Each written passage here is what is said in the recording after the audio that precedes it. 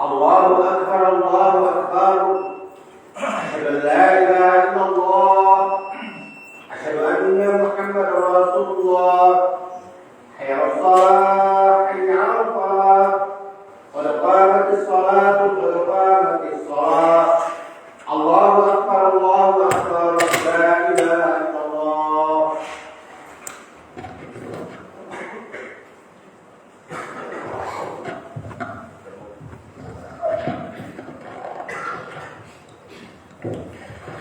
suhufukum diruskan dapatkan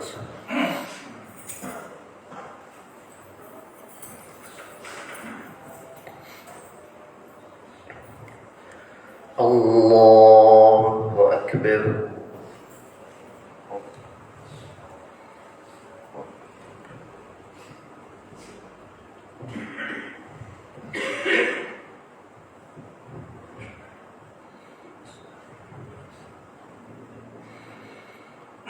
الحمد لله رب العالمين الرحمن الرحيم مالك يوم الدين إياك نعبد وإياك نستعين اهدنا الصراط المستقيم صراط الذين أنعمت عليهم غير المغضوب عليهم ولا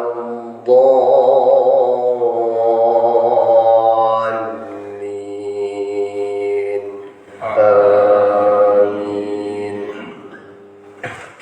وقال الذين كفروا للذين آمنوا لو كان خيرا ما سبقونا إليه وإذ لم يهتدوا به فسيقولون هذا إفك قديم ومن قبله كتاب موسى إماما ورحمة وهذا كتاب مصدق لسانا عربيا لينذر الذين ظلموا وبشرى للمحسنين إن الذين قالوا ربنا الله ثم استقاموا فلا خوف عليهم ولا هم يحزنون أولئك أصحاب الجنة خالدين فيها جزاء بما كانوا يعملون. الله أكبر.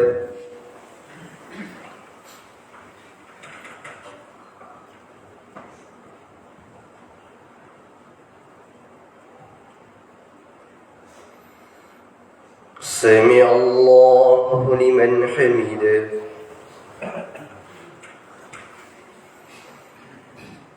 الله أكبر.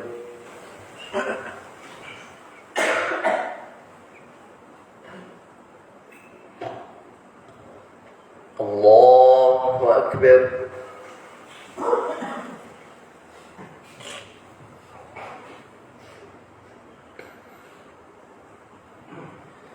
الله أكبر.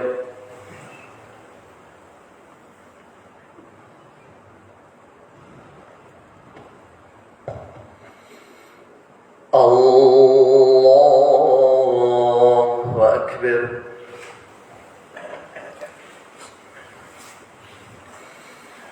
الحمد لله رب العالمين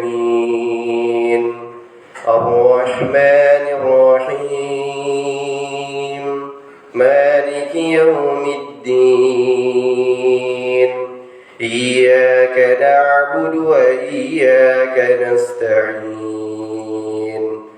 اهدنا الصراط المستقيم صراط الذين أنعمت عليهم غير المغضوب عليهم ولا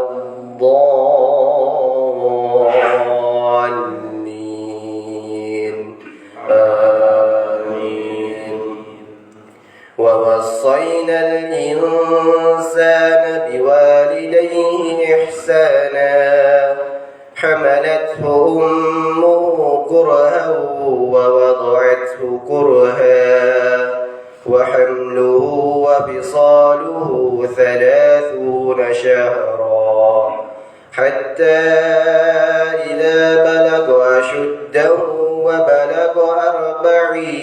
إحسانه قال رب أوزعني أن أشكر نعمتك التي أنعمت علي وعلى والدي وأن أعمل صالحا ترضاه وأصلح لي في ذريتي إني تبت إليك وإني من المسلمين. الله أكبر.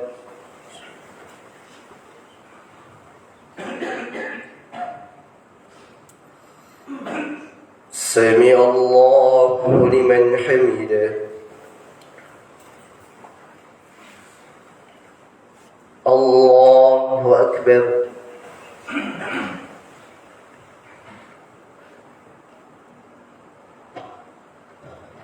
الله أكبر.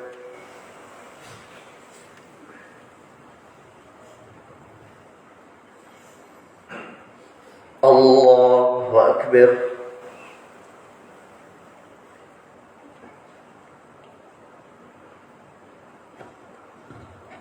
الله أكبر.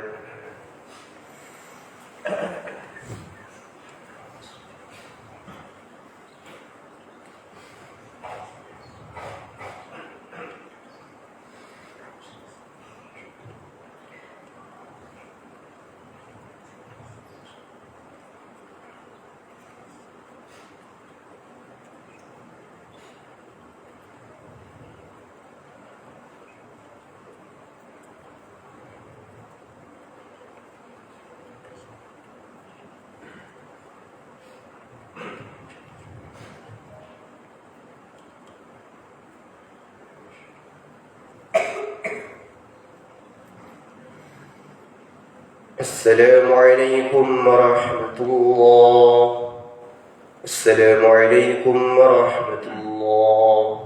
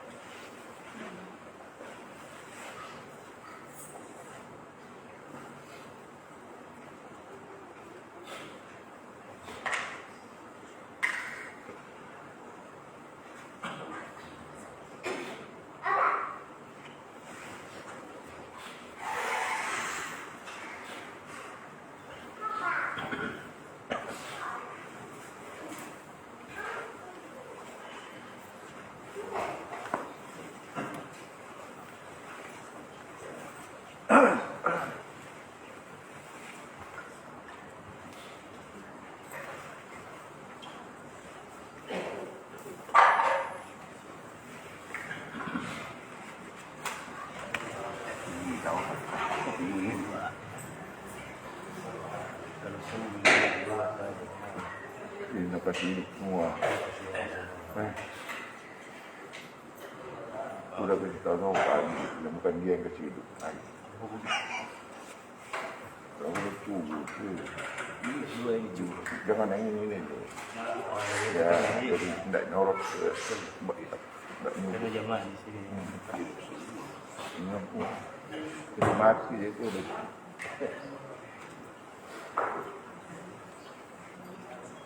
Apalagi model kami yang tua-tua ini. Mau pipis terus kok.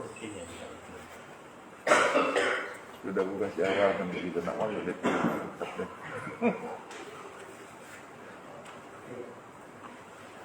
Bukan dia yang kasih dua apa ini Pak Salman. Dia yang buka dia yang buka kunci.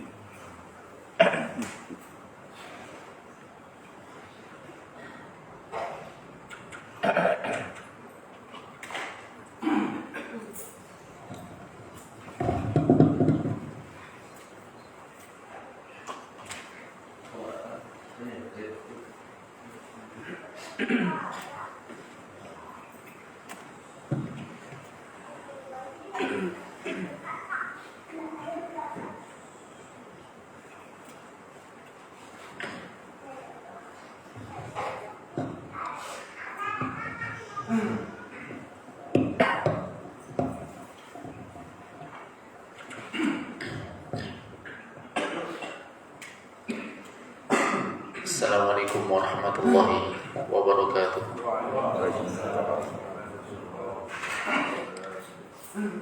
Alhamdulillahi rabbil alamin. Assalatu wassalamu ala nabiyyina Muhammadin wa ala alihi wa ashabihi wa man tabi'ahum bi ihsanin ila yaumiddin. Amma ba'd. Ayyuhal ikhwah,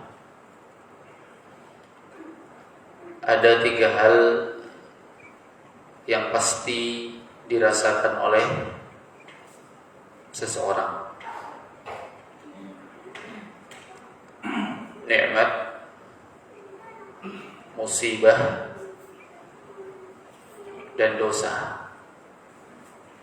Semaksimal apapun usahanya untuk menghindari 3 hal ini, pasti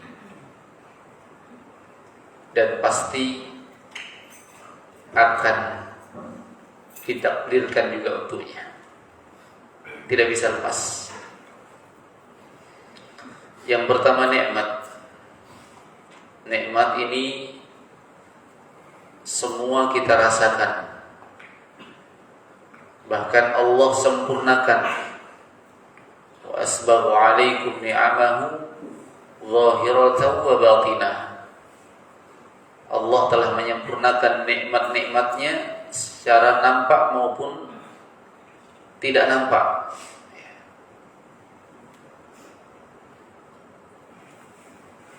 Ini nikmat. Allah beri semua kita nikmat, ikhwah. Walaupun berbeda-beda. Ini penyakitnya orang. Suka lihat nikmatnya orang, muncul apa? Hasad. Makanya seorang itu harus tahu bahwasanya nikmat yang Allah berikan kepadanya itu sudah melimpah. Cuma beda.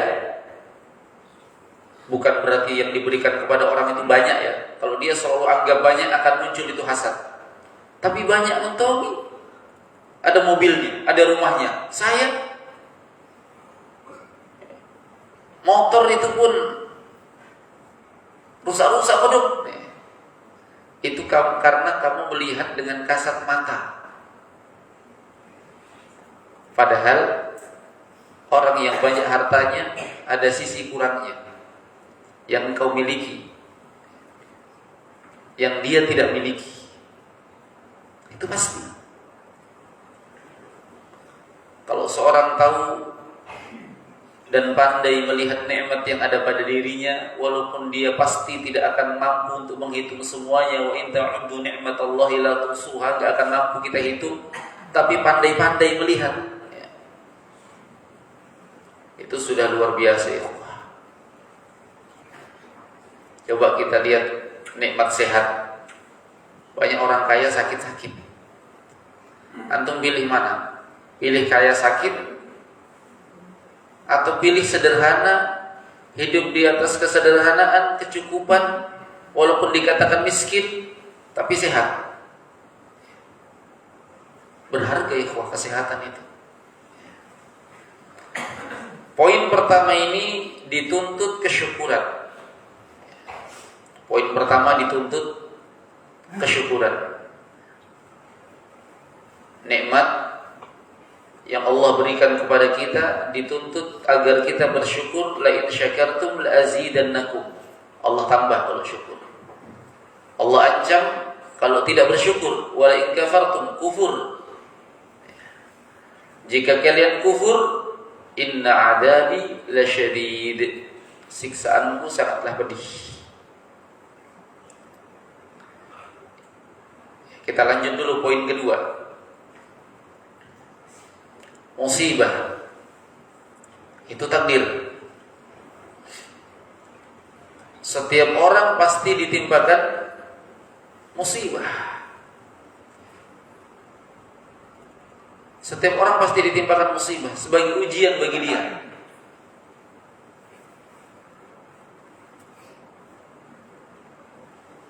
Gak ada yang diberikan musibah ya, semuanya. Dan ketika seorang ditimpakan musibah, apa yang dituntut? Sabar. Untuk sabar. Dan Allah menjadikan kesabaran ini sebagai sesuatu yang paling berharga yang dimiliki seseorang. Berarti ketika Allah lebih menguji Anda, Allah ingin memberikan Anda sesuatu yang lebih berharga. Makanya manusia yang paling utama, yang paling besar ujiannya, musibahnya. Asyaddun nasi bala'an al-anbiya thumma al-amthal fal-amthal. Manusia yang paling besar ujiannya, musibahnya itu nabi, kemudian yang setelahnya, kemudian yang setelahnya. Pasti diberikan ujian. Semakin besar, maka semakin besar tingkat kesabaran yang seorang miliki, semakin mulia dia. Nabi SAW bersabda, "Ma u'tiya ahadun ata'an khairan wa awsa'a minas sabr." Allah tidak pernah memberikan satu pemberian. Allah tidak pernah berikan satu pemberian pun yang pemberian ini disifati lebih baik dan lebih luas cakupannya minas sabr, daripada kesabaran. Makanya harus sabar ya.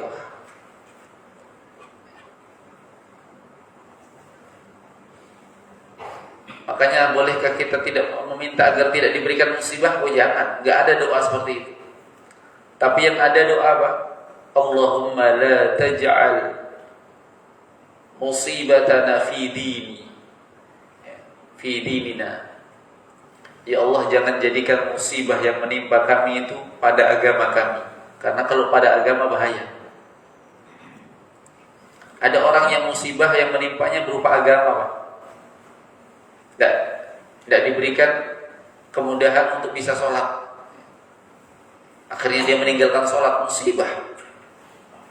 Tidak diberikan taufik untuk bisa beramal, musibah. Ya. Makanya ada kalimat dari Syekh Albani rahimahullah ta'ala. Ya. Kalau orang paham tentang ini, dia akan paham makna ucapan beliau. Beliau berkata, in kunta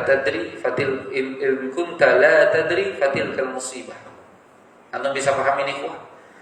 Kalau kamu tidak berilmu, kalau kamu tidak tahu, itu musibah. Bisa paham?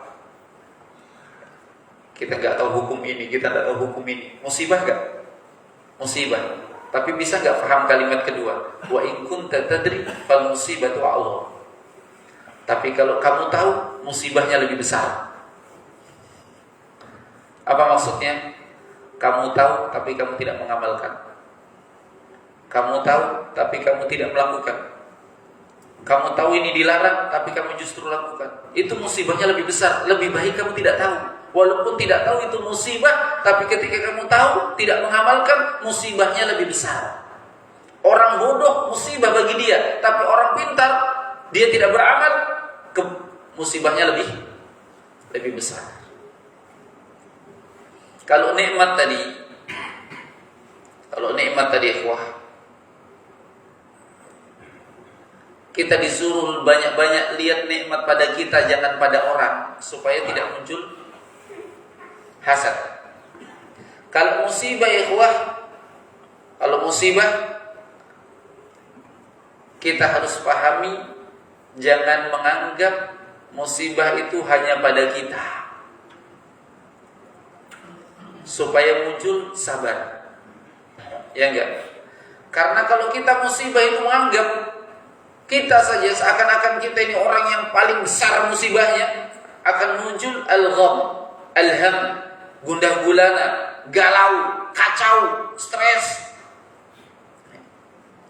Ya Allah, kenapa kok begini ujianku bodoh? Itu orang enak-enaknya, seakan-akan orang tidak ada ujiannya. Padahal orang ujiannya lebih besar. Itu ulama Ustaz yang datang-datang ke Indonesia itu, Masya Allah, senyumnya apanya, enak sekali hidupnya, tenang sekali hidupnya. Padahal ujiannya lebih besar. Cuma mereka sembunyikan di hadapan manusia. Mereka hanya mengadukan kepada Allah. Itu pintarnya. Senyum di hadapan manusia, menangis di hadapan Allah. Mereka adukan musibah karena mereka tahu musibah ini ditimpakan bukan hanya kepada mereka saja. Semua orang, kita ini ikhwah yang kumpul di sini, itu semua orang-orang yang bermasalah. Ya enggak? Bermasalah dalam artian punya masalah. Yang satu masalahnya kecil, dianggap besar. Apa? Kapan saya punya mobil? Anggap besar sekali masalahnya. Padahal orang yang punya mobil lebih besar masalahnya. Kapan ini lunas? Datang lagi jatuh tempo, terlambat lagi. Itu kan lebih pusing itu. Ya. Jadi itu contoh itu. Itu contoh belum tentu benar ya contohnya. Mungkin sisi yang lainnya ada yang kita nggak perlu tahu. Tidak perlu kita kepo dengan musibah orang. Sebagaimana kita tidak perlu menampakkan musibah kita. Jangan jadikan media sosial sebagai sarana untuk mengeluh, berkeluh kesah, menampakkan musibah. Jangan. Tapi pegang kaidah bahwasanya mengeluh hanya di hadapan Allah Subhanahu wa taala. Ucapan Nabi Yaqub alaihi salatu wassalam, innama ashku bathi wa huzni ila Allah. Aku hanya mengadukan kesedihan dan keluhanku hanya kepada Allah Subhanahu wa taala. Banyaknya itu ujian bertubi-tubi dia. Bertubi-tubi. Dari dibohongi anaknya, diulang lagi kebohongannya, anaknya hilang, ya. Dituduh lagi macam-macam. Beliau hadapi. Yang ketiga, ya. Nanti kita ulang lagi. Ini poin-poin dasarnya dulu. Dosa ya. Kita dituntut untuk menjauhi dosa. Kita dituntut untuk menghindari dosa. Tapi sudah menjadi ketetapan bahwasanya manusia pasti berdosa. Bukan manusia kalau enggak berdosa. Kullu bani Adam khatta'un wa khairul khatta'in at-tawwabun. Seluruh anak cucu Adam itu berdosa.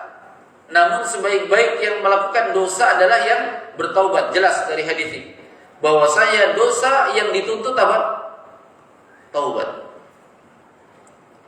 Nikmat yang dituntut kesyukuran. Musibah yang dituntut kesabaran, dosa yang dituntut taubat. Watubu ilallahi jami'an ayyuhal mu'minun. Bertobatlah kalian seluruhnya wahai orang-orang yang beriman, la'allakum tuflihun, agar kalian beruntung.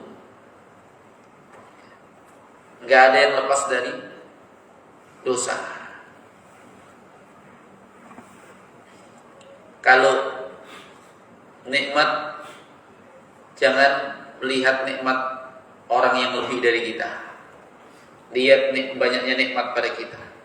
Kalau musibah kita sadari, jangan bukan hanya kita yang mendapat musibah, supaya kita bisa sabar, supaya kita tidak gundah, tidak kacau.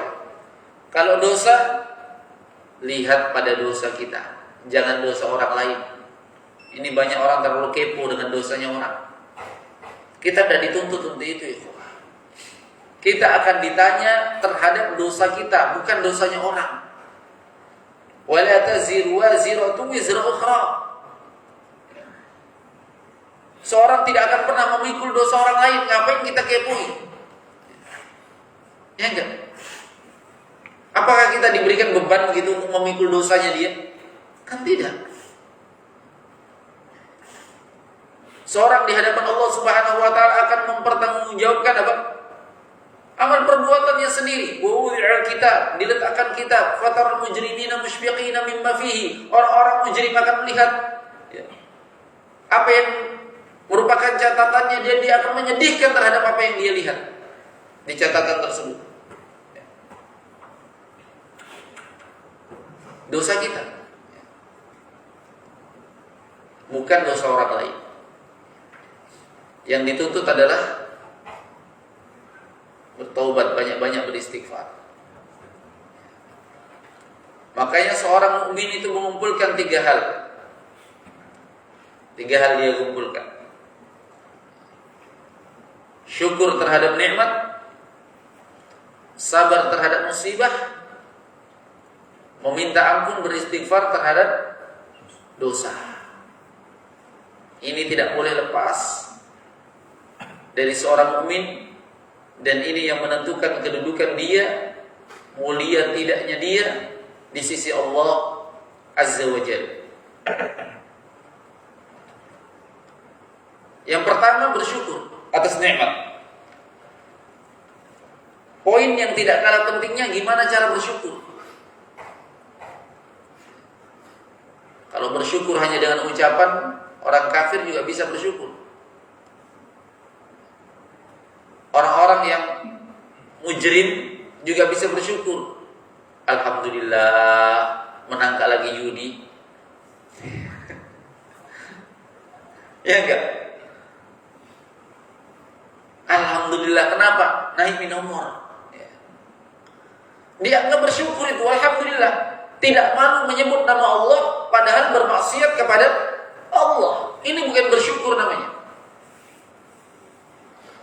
Seorang dianggap sempurna kesyukurannya, ikhwah, kalau dia memenuhi 3 hal. Yang pertama, al-i'tiraf biha, mengakui nikmat itu dari Allah. Harus diakui, ini dari Allah, bukan dari selain Allah. Bukan dari kekuatan saya. Ini dari Allah. Ini penting, ikhwah. Ini banyak yang terjatuh di sini. Allah berfirman, "Wa ma bikum min ni'matin faminallah." Apapun nikmat yang datang kepada kalian itu semuanya dari Allah. Harus diakui. Korun kufurnya di sini. Salah satu bentuk kekufuran korun. Tahu korun kan? Kenal korun kan? Pernah kenalan atau? Hah? Kekufurannya korun itu di sini. Ketika kaumnya berkata, "La tafrah," idh qala lahu qaumuhu la tafrah, innallaha la yuhibbul farihin. Ketika kaumnya berkata, "Jangan kamu terlalu senang dulu, terlalu bangga-bangga, terlalu bergembira wahai Korun. Allah tidak senang dengan orang yang membanggakan diri. Nabi Musa datangi, suruh keluarkan zakatnya. Dia malah jawab apa? Dalam hadis jawab dengan kalimat lain. Dalam ayat innama utituhu ala ilmin indi. Ini harta ini saya dapatkan karena keahlian saya, ilmu saya. Memang saya ahli di sini. Betul gak itu? Kalau menurut antum, orang kalau rajin kerja, pintar, cara berbisnisnya, berhasil bisnisnya itu betul gak? Betul gak? Betul, sebab ya. Tapi ketika dia sandarkan hasilnya kepada sebab, masalah. Karena nasihat orang tua kita kan begitu. Kerja kita, rajin-rajin ki, ya, supaya berhasil ki. Itu sebab, penyandaran kepada sebab, tidak masalah. Tapi menyandarkan hasil, saya sudah sukses, saya sudah berhasil karena kehebatan saya, tidak mengakui itu semata-mata dari Allah Jalla wa'ala, masalah.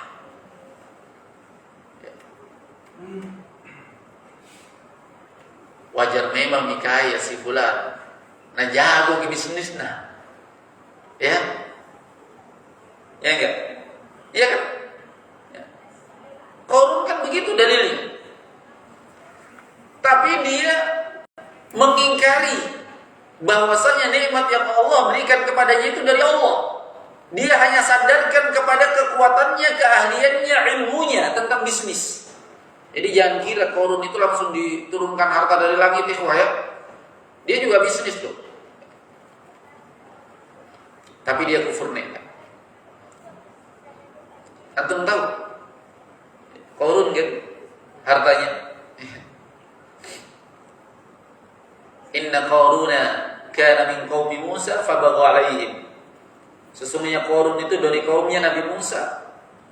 Dia melampaui batas terhadap mereka kaumnya. Dia memiliki harta.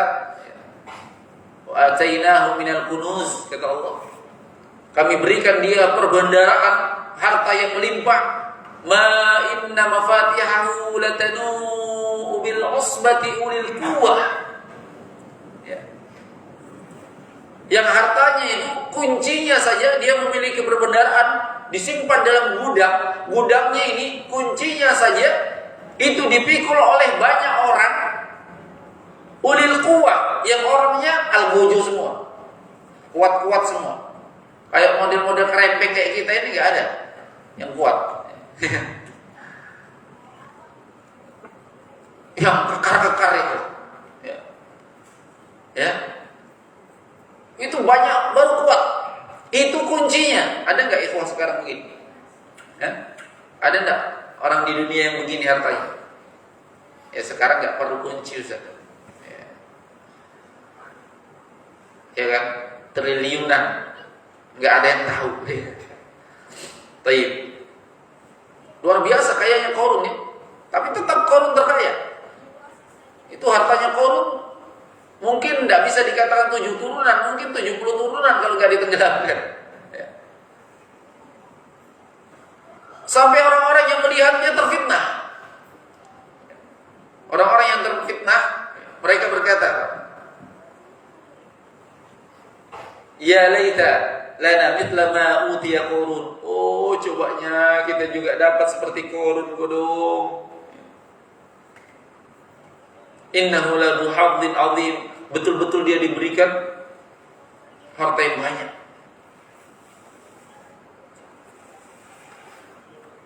Wa qala alladziina utul ilm.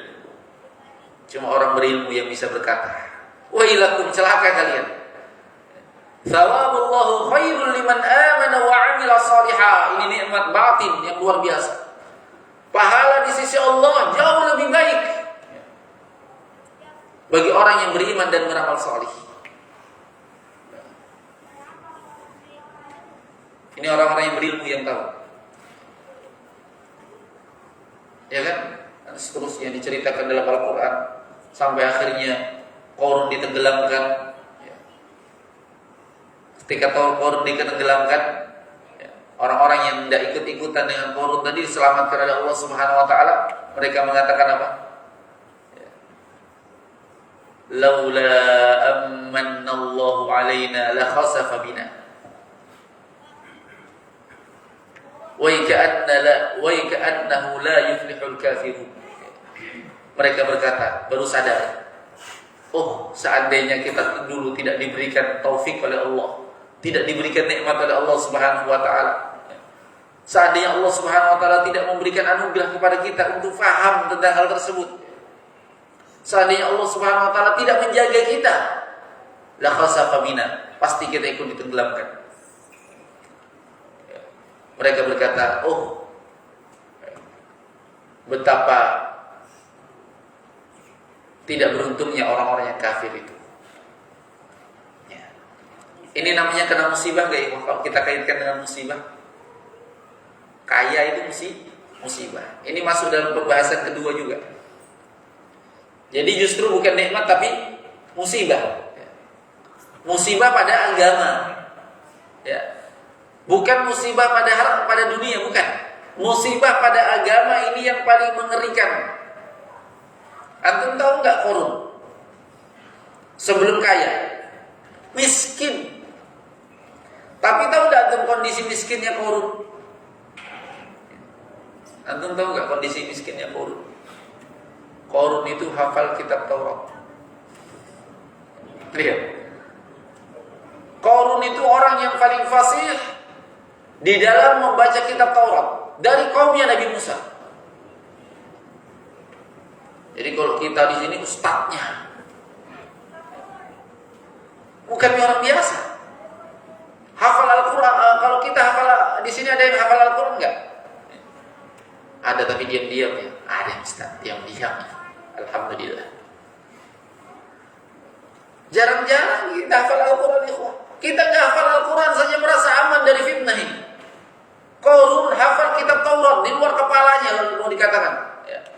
Hafal kitab Taurat itu hafal Qarun. Kemudian cara bacanya fasih. Miskin. Melarat. Minta pada Nabi Musa didoakan kepada Allah Subhanahu wa taala supaya apa? Supaya jadi kaya. Nabi Musa doakan kepada Allah, Allah kabulkan. Jadi dia orang kaya. Ketika dari kaya bermanfaat apa yang dihafal tadi? Musibah. Tapi ini pertama ya, mengakui nikmat itu dari Allah.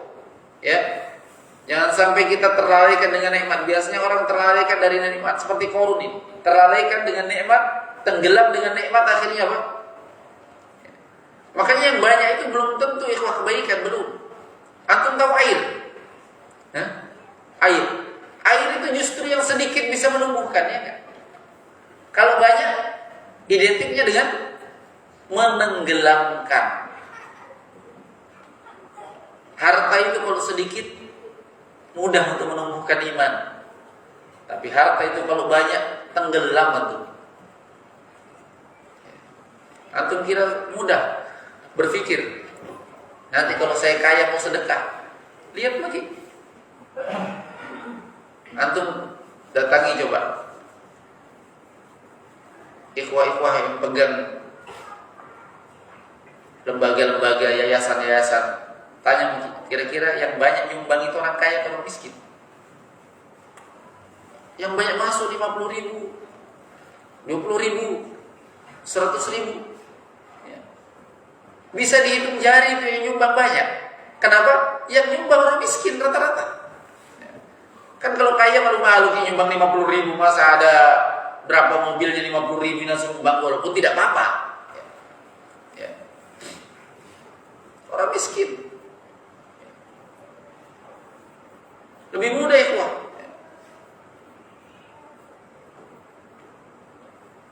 Qarun ketika kaya nggak bisa nyumbang, keluarkan yang wajib saya zakatnya nggak bisa. Kenapa? Dia anggap sudah terlalu banyak beban hak yang harus dia tunaikan. Dia sudah anggap ada dayang-dayang yang harus digaji, ada pengawal, ada ini. Sekarang begitu.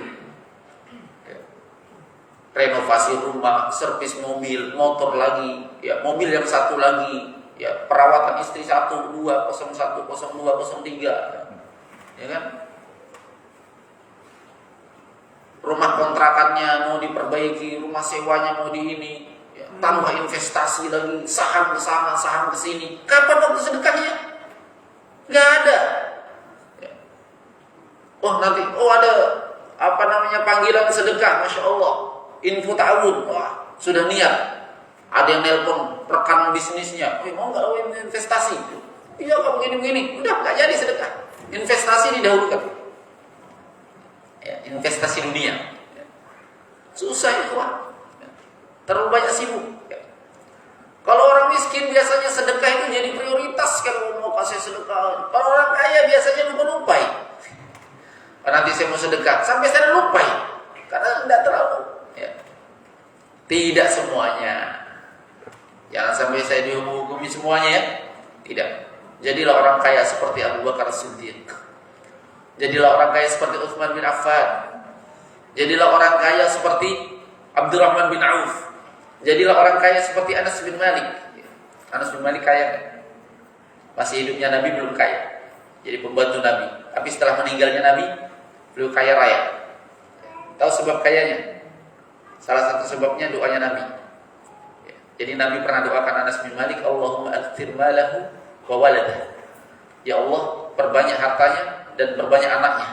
Doanya Nabi untuk Anas bin Malik. Maka setelah meninggalnya Nabi, antum tahu berapa hartanya Anas? Ya. Kalau di zaman itu, tidak tahu sekarang, kayaknya sama.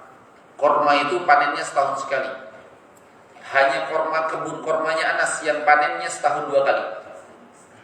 Coba bayangkan gimana hasilnya. Antum tahu berapa anaknya Anas bin Malik? Disebutkan dalam satu riwayat anaknya 105. Ya, itu mau didoakan banyak anak. 105 anaknya. Ya berkah ya, masya Allah. Tapi dengan kekayaan demikian ya menafkahi 200 pun bisa. Ya. Tidak masalah jadi orang kaya itu. Ya. Nah, bukan celaan. Ada sebagian orang sudut pandangnya pendek, katanya, tidak mau jadi kaya. Kenapa? Orang kaya itu kok nanti di akhirat belakangan dihisapnya. Ratusan tahun setelah orang miskin dulu. Ini hadis bukan hadis celaan. Ya, bukan hadis celaan. Mana sisi celaannya? Hanya penyebutan tentang keutamaan orang miskin, bukan berarti orang kaya tercela, tidak. Bukan berarti orang kaya tercela, tidak. Silakan ikhwah, yang cita-citanya mau kaya silakan. Ya. Tapi ingat, kalau antum sekarang miskin dan cita-cita antum mau kaya, kalau mau lihat antum kaya nanti, posisi antum sekarang ketika miskin bagaimana, itu diperbaiki. Karena kalau miskin saya sudah malas-malasan sholat, gimana kalau kaya? Kaya itu lebih banyak sibuknya. Ya kan begitu. Baik, kita terlalu panjang sudah ini pembahasan ini. Yang kedua, setelah dia mengakui nikmat itu hanya dari Allah, jangan sepelekan juga at-tahadduts biha, mengungkapkan dengan lisan. Allah berfirman, "Fa amma bi ni'mati rabbika fahaddits." Fa amma bi ni'mati rabbika fahaddits. Adapun dengan nikmat Rabb, sampaikan. Alhamdulillah, saya sudah diberikan anugerah oleh Allah Subhanahu wa taala kenal dakwah, mengenal jalan yang lurus. Ya. Akhi antum pakai baju baru ya, alhamdulillah akhi. Ya. Jangan sembunyikan nikmat. Enggak jadi kelihatannya ini baju baru. Jangan. Ungkapkan nikmat alhamdulillah. Ya. Kan begitu. Ya. Ungkapkan nikmat itu. Cuma jangan pamer. Salah kaprah ini. Mengungkapkan nikmat jangan pamer. Ungkapkan dalam bentuk apa? Kesyukuran kepada Allah Subhanahu wa taala. Alhamdulillah. Ucapkan alhamdulillah. Wa qulil hamdulillah. Ucapkan alhamdulillah. Yang ketiga, bentuk syukur itu adalah isti'mal ni'mah li ta'atillah. Ini yang paling pentingnya. Menggunakan nikmat untuk ketaatan kepada Allah. I'malu ala Daud syukra wa qalilun min ibadiyas syakur. Beramalah kalian wahai keluarga Daud sebagai bentuk kesyukuran kata Allah. dan sungguh sangat sedikit dari hambaku yang bersyukur. Maksudnya bersyukur dalam bentuk amal. Diberikan HP, nikmat. Untuk apa HP? Diberikan kendaraan, nikmat. Untuk apa kendaraannya? Diberikan pakaian yang bagus. Untuk apa pakaiannya? Semua ini masuk dalam kategori perkara yang la tus'alunna yawma idzin 'anil na'im. Benar-benar kalian akan ditanya nanti terhadap nikmat yang diberikan kalian. Tidak ada satupun nikmat kecuali pasti akan ditanya. Nikmat sekecil apapun ikhwah, apalagi yang besar. Inilah yang menyebabkan kenapa orang-orang kaya paling lama hisabnya, ya enggak? Bukan celaan bagi mereka, karena memang banyak yang ditanya. Orang miskin, nah ini selesai nih, habis nih nikmatnya. Orang kaya, banyak yang dihitung. Terlalu banyak yang dihitung. Wa ma bikum min ni'matin fa min Allah. Tsumma la tus'aluna yawma idzin 'anil na'im. Kalian akan ditanya terhadap nikmat-nikmat yang diberikan kepada kalian. Kita gunakan enggak ketaatan? Semuanya itu. Tidak ada satupun nikmat yang pernah kita rasakan kecuali apa? Sampai nikmat waktu, nikmat hari, nikmat detik. Bayangkan, kita kan mungkin lihat yang zuhir-zuhirnya. Imam Al-Auza'i rahimahullah ta'ala berkata, kata Imam Al-Auza'i, ma min ayyamin illa, tidak ada satu hari pun kecuali yu'radu 'alal insani yaumal qiyamah, akan diperhadapkan kepada seorang hamba pada hari kiamat. Yauman fa yaum, sa'a fa sa', hari demi hari, saat demi saatnya, detik demi detiknya. Hari Jumat datang, hari Kamis datang. Itu hari Jumat bukan satu Jumat ya. Berapa Jumat yang kita telah lewati dalam hidup? Berapa Kamis yang kita sudah lewati dalam hidup? Berapa Rabu yang sudah kita lewati dalam hidup? Itu semuanya berdatangan dihadapkan pada hari kiamat. Satu-satu ditanya. Di hari Rabu ini, jam ini, detik ini, ya, tanggal ini, tahun ini, kamu berbuat apa? Makanya hisab itu lama itu. Nunggu hisab aja lama. Ya. Satu harinya di hari kiamat itu alfasanatin mimma ta'uddun, 1000 tahun hitungan kalian di dunia. Ada nggak orang yang hidup 1000 tahun? Nggak ada. Kalaupun ada, seandainya ada yang mungkin di zaman dulu, itu belum satu hari. Itu satu hari baru di Yaumul Akhir, baru satu hari. Ya ada ya. Nabi Nuh berapa tahun hidup? Berapa tahun hidupnya? 950 tahun. Itu kalimat dalam Al-Quran, ada yang mengatakan hidupnya, ada yang mengatakan berdakwahnya. Berdakwahnya 950 tahun.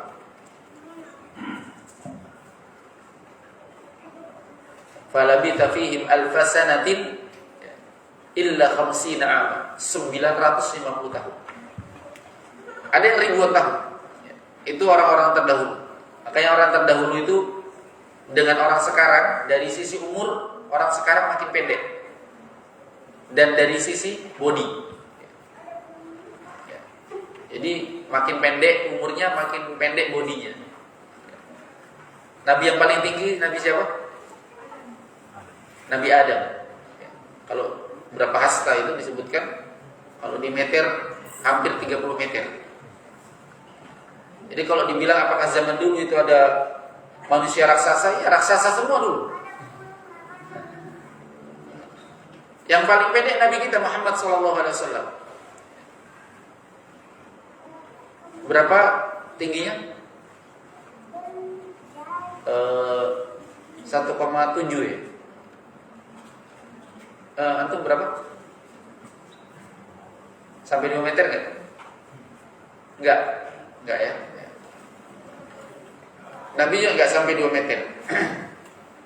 Karena Nabi di kaumnya termasuk yang pendek. Kaumnya lebih banyak yang tinggi. Baik. Isti'malun ni'mah li taatillah, memanfaatkan nikmat itu untuk ketaatan kepada Allah Subhanahu wa taala. Makanya ketika Nabi sallallahu alaihi wasallam dikomentari oleh Aisyah radhiyallahu taala anha ketika beliau sholat sampai bengkak-bengkak kakinya, ya tafattar qadamah, pecah-pecah kakinya karena sholat malam. Nabi ditanya, "Ya Rasulullah, lima fa'alta hadza?" Ya Rasulullah, kenapa kamu lakukan ini? Faqad ghufira laka ma taqaddama min dhanbika wa ma ta'akhkhar. Bukankah dosamu yang lalu dan akan datang sudah diampuni?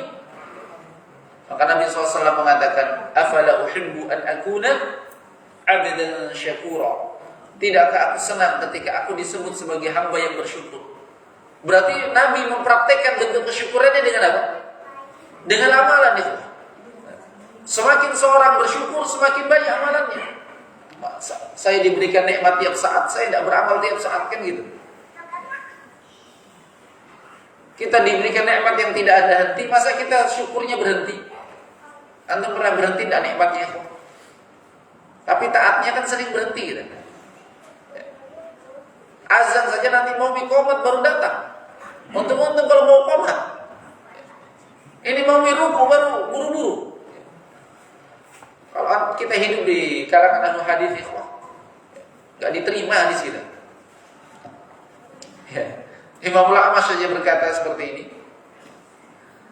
Idza ra'aita, kalau kamu melihat ar-rajul, seorang laki-laki, yata'akhkhar fi takbiratul ihram, selalu terlambat dari takbiratul ihram, fadsil yadaka anhu. Kamu cuci tangan dari dia. Enggak usah dekat-dekat dia, enggak usah ambil hadisnya, enggak usah ini. Ya, terjaganya agama ini.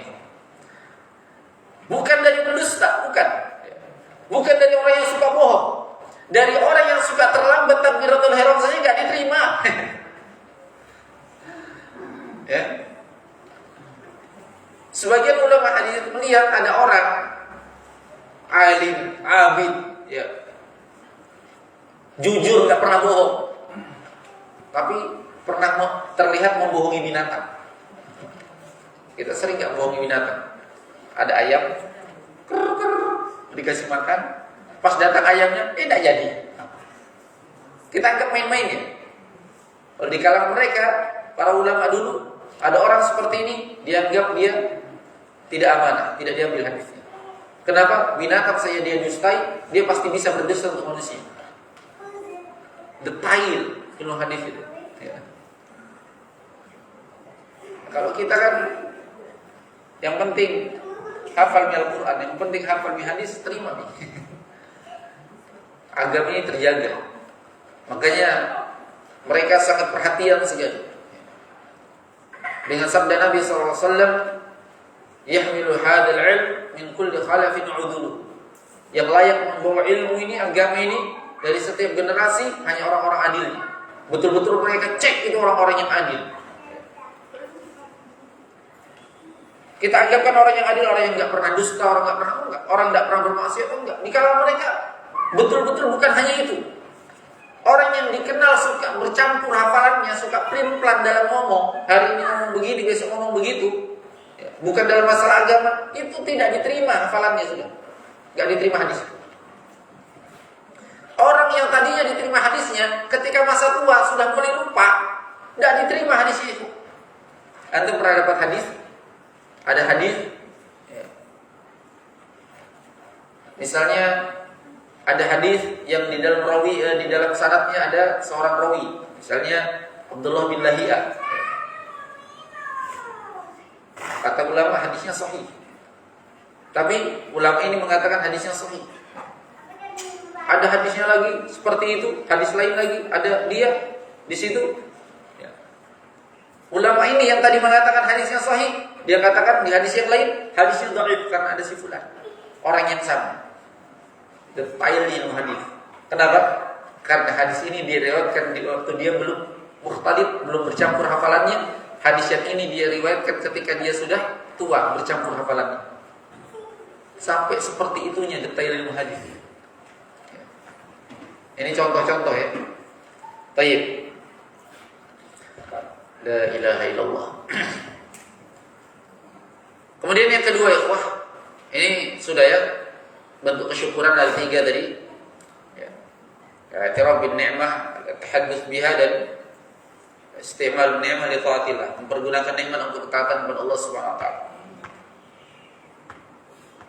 Kemudian bersabar di atas musibah. Bersabar itu berat. Sabar itu bahasa Arab artinya al-habs, memenjarakan diri. Kalau dipenjara enak enggak? Memenjarakan diri. Makanya tidak ada sabar itu yang mudah. Makanya banyak orang enggak tahan dengan musibah dan ujian yang menimpa dia.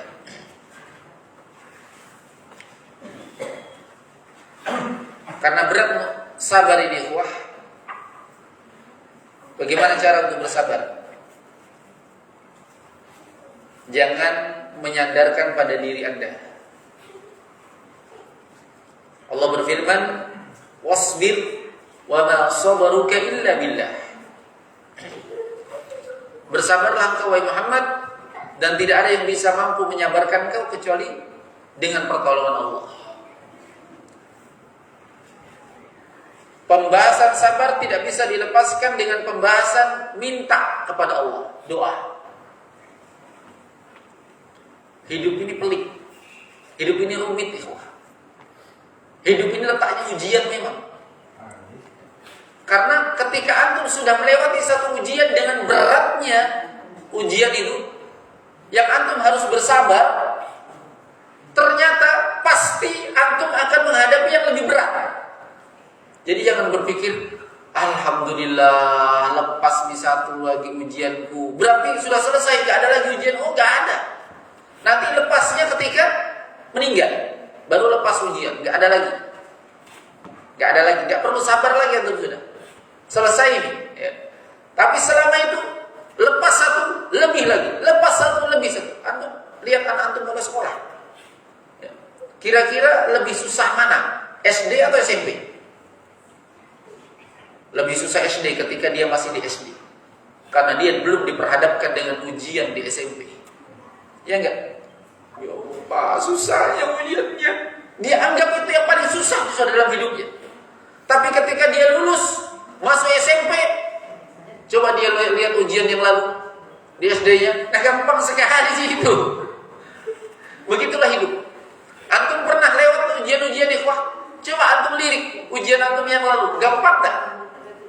Gampang sekali itu yang lalu-lalu. Bahkan ketika orang menceritakan ujiannya kadang sambil ketawa, iya enggak? Oh, ngumpul-ngumpul ini ikhwah sambil ngopi. Saya juga pernah dulu, hampir ketabrak terus. Oh, sudah tak kena kebanunya tuh terlempar kali sambil lecet-lecet nih anuku ini sambil ketawa-ketawa, iya enggak? Ketawa enggak antum ceritanya? Ini aku lecet semua ini sambil ketawa-ketawa. Berarti antum bahagia dong. Ketika tertimpa itu bahagia enggak? Nangis. Beratnya ujian itu sebentar itu. Dia akan menjadi hal yang indah. Antum ya. Cerita Nabi yang paling menarik, cerita dalam Al-Quran yang paling menarik, yang apa itu? Ciri-cirinya. Yang paling besar ujiannya, yang paling seru. Cerita Nabi Yusuf luar biasa. Itu indah sekali. Kenapa bisa indah? Karena ujiannya besar. Coba cerita si kancil dengan si apa itu, indah enggak? Cerita apa itu? Si kancil dengan Pak Tani mencuri timun, kan tidak ada indahnya. Mungkin untuk anak-anak kita ya, tapi untuk dasar anak-anak kita enggak ada. Tapi semakin menyakitkan, derita, semakin indah. Makanya fasabrun jamil, sabar itu indah. Dan sabar itu sebentar itu berlalu, akan terus meningkat sampai ke jenjang apa? Ke jenjang kita mendapatkan kemuliaan di sisi Allah Subhanahu wa taala. Baik. La ilaha illallah. Sepertinya materi kita materi panjang ini. Saya kira bisa disimpulkan dalam satu ini ternyata harus ya, ini 3 pembahasan sebenarnya. Syukur, sabar, dan istighfar. Baik, saya kira cukup ikhwan, sudah agak terang. Insyaallah kita akan sempurnakan di tema-tema yang lainnya di pertemuan-pertemuan berikutnya insyaallah. Baik, mudah-mudahan bermanfaat. Ada pertanyaan dulu, diberikan pertanyaan 1-2 pertanyaan. Nanti kecewa dulu yang sudah mau tanya tidak jadi tanya.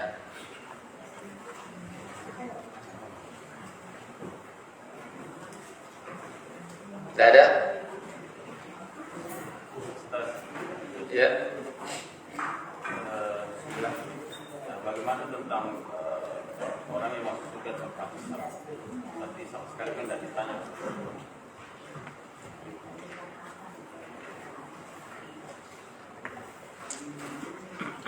Orang yang masuk surga bi ghairi hisab wala adzab. Tanpa hisab dan tanpa adzab. Ya. Kalau disebutkan tanpa hisab ya tanpa hisab. Langsung dimasukkan surga. Ya. Wala adzab dan tanpa disiksa. Ya. Kenapa? Karena kesempurnaan tauhidnya sudah terhapuskan dosa-dosanya. Berarti kan sebenarnya sudah terhitung dengan otomatis ya. Kalau orang berdosa itu kemudian dia bertobat, sama enggak dengan tidak punya dosa? Sama enggak? Tidak punya dosa. Kalau sudah tidak punya dosa, apa yang dihitung? Kan begitu. Baik, maka kita yakini hadisnya, kita terima secara zahir ya Allah.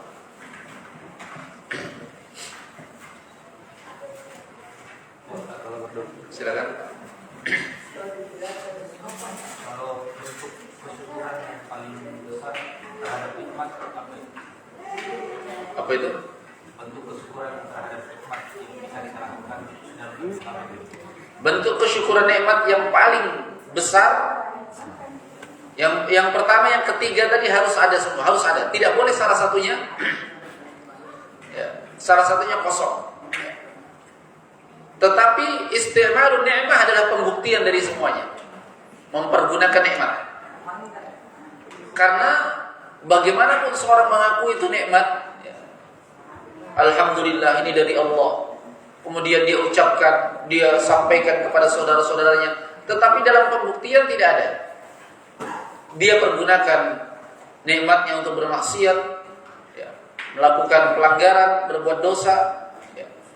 Dia gunakan kendaraannya untuk ke tempat-tempat maksiat, maka ini adalah keingkaran terhadap nikmat. Jadi yang paling pentingnya apa? Isti'malun nikmat, ya taatillah. Mempergunakan nikmat untuk ketaatan kepada Allah. Wallahu a'lam. Baik, saya kira cukup ikhwah, mudah-mudahan bermanfaat. Subhanallahi bihamdihi, asyhadu an la ilaha illa anta, astaghfiruka wa atubu ilaik. Walhamdulillahirabbil alamin. Assalamualaikum warahmatullahi wabarakatuh. Waalaikumsalam.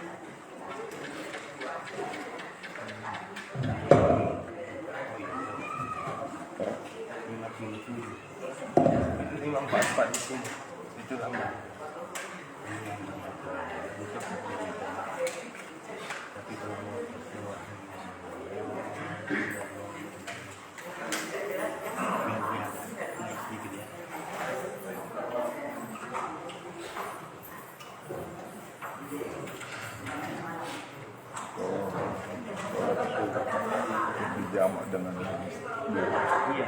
Habis itu ya. Sebenarnya itu awal dulu. suruh kan pengertiannya selama kita belum keluar dari keadaan miskin boleh suruh kita menyembuh. Nah, kalau dua kan nanti bisa di rumah. Tapi kalau satu dibicarakan RC kan jangan menggampangkan suatu masalah kalau bisa kerjakan aja dulu. Iya. Dua suruh dua. Ya, Begitu. kita Bisa juga di dua. Tapi kalau satu tidak mau nama dia. jangan menggampangkan suatu masalah. Karena dia bilang itu Kalau suruh kita tidak juga kerjakan juga. Kita itu lebih selamat. ya, ada dulu kan ada kawan yang disarankan Ustaz dari Universitas Madinah RT di tahun ini kita jangan makan kalau memang kita ada waktu kerjakan aja sendiri. Kalau kepepet baru jamaah bahaya di syuting bersih. Oh, masya Allah. Kita yang tak kena Pak Andi yang kena terus. Pak Andi yang kena terus.